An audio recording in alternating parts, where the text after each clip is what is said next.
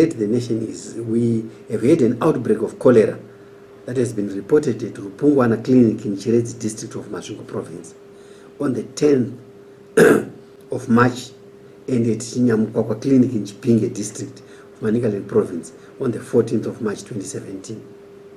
To date, there is one confirmed case at Rupungwana and 3 suspected cases in Chinyamukwakwa Clinic, of which 2 have died.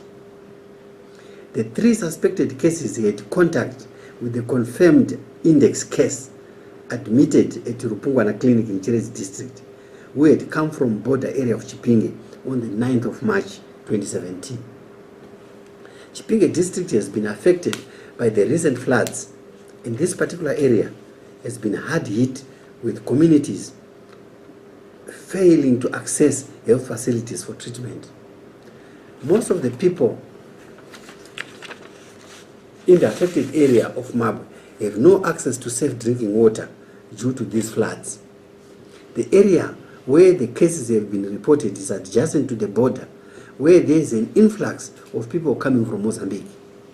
There are cases of cholera that have been reported in Mozambique and in the adjacent province of Manica province of Mozambique. The rapid response teams in the 2 provinces are on the ground conducting assessments. The cases are being managed at the 2 clinics in Chiredzi and Chipinge. Medicine and other supplies are being mobilized and moved to the affected flood communities. My ministry, with the help of the WHO and other partners, is pre-positioning diarrheal kits in the provinces, each capable of treating 500 diarrheal cases. Non-food items, that is kits, have also been pre-positioned, and these include soap, water, treatment tablets, buckets, and others. My ministry urges all communities in the country and in the affected flood areas to practice good personal hygiene to avoid cholera and other diseases. People should always use a toilet or a properly constructed latrine instead of the bush to defecate.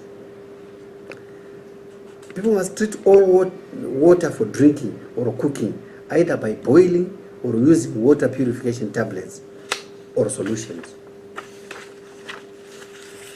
They must also dispose all refuse in a properly constructed refuse pit or a bin.